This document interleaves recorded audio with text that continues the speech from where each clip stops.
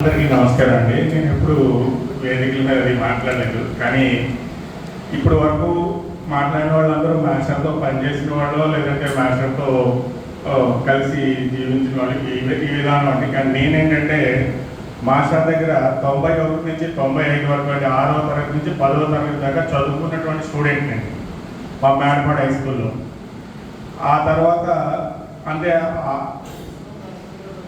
ప్రస్తుతం మాస్టర్ గారు అదే మండలంలో సార్తో నేను టీచర్గా పనిచేస్తున్నానండి. అది మాస్టర్ మా ఇద్దరు మాస్టర్లు ఉన్నారండి ఇక్కడ నాకు, సాయిబాబు మాస్టర్, నాగేశ్వరరావు మాస్టర్. వాళ్ళ అడుగుజాడలోనే నేను టీచర్ని అయ్యాను. ఇప్పుడు నేను టీచర్ అవడానికి మొట్టమొదటి కారణం సాయిబాబు మాస్టర్ అండి. ఎందుకంటే అప్పట్లో 7వ తరగతి పబ్లిక్ ఎగ్జామ్ ఉండేదండి. మేము ఒక 70 మంది స్టూడెంట్స్ ఉంటే అందులో మాస్టర్ లెక్క చెప్పేవారు. చదివేవాళ్ళు చదవని వాళ్ళని 2 భాగాలు చేసి ఎలాగైనా అందరినీ పాస్ చేయాలని ఆయన ఉద్దేశం. దాంట్లో నుంచి మళ్ళీ బాగా చదివే వాళ్ళు ఇద్దరు తీసుకుని అందులో నేను ఒకరిని, నాకు బాగా చదవని వాళ్ళే ఒక గ్రూప్ ఇచ్చి వీళ్ళకి నువ్వు పాఠాలు చెప్పరా అనేవారు అనమాట. ఆ విధంగా మొట్టమొదట 7వ తరగతిలోనే నన్ను టీచర్ చేశారు మా మాస్టర్. ఆ తర్వాత డిగ్రీ అయిన తర్వాత బీఈడీ చేయడానికి నాగేశ్వరరావు మాస్టర్ కారణం. అలా మొత్తం మీద నేను టీచర్ కావడానికి మాస్టర్ ఒక ప్రముఖమైనటువంటి కారణం అనమాట.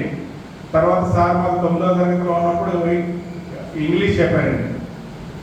సార్ చెప్పినటువంటి ఇంగ్లీష్నే నేను టీచర్ని అయిన తర్వాత ఒక 10-15 సంవత్సరాల పాటు 10th క్లాస్ విద్యార్థులకు అదే పుస్తకాన్ని బోధించానండి. వేరే నాకైతే నేను మ్యాథమెటిక్స్ బ్యాక్గ్రౌండ్ స్టూడెంట్, నాకు కొత్తగా ఇంగ్లీష్ ఏమి వచ్చేది కాదు. కానీ మాస్టర్ చెప్పినటువంటి ఏదైతే ఇంగ్లీష్ ఉందో అదే నా దగ్గరికి వచ్చేటువంటి పిల్లలందరికీ కూడా నేర్పేవాడండి. ఇవి ఆయన అడుగు ఇప్పుడు ఈ మధ్య కాలంలో సార్తో పాటు నేను అదే మండలంలో పనిచేస్తున్నప్పుడు ఆయనతో పాటు కాంప్లెక్స్ మీటింగ్స్లో పాల్గొనడం జరిగేది.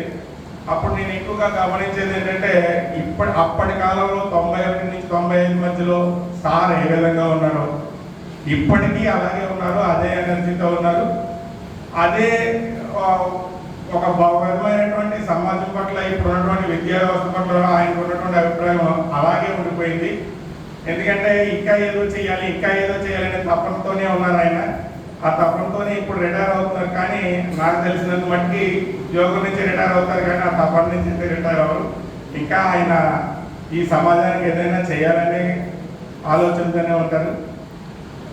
ఆయన ఈ రిటైర్మెంట్ తర్వాత కూడా మంచి ఆరోగ్యాన్ని దేవుడు ప్రసాదించాలని కోరుకుంటూ thank you sir. Thank you.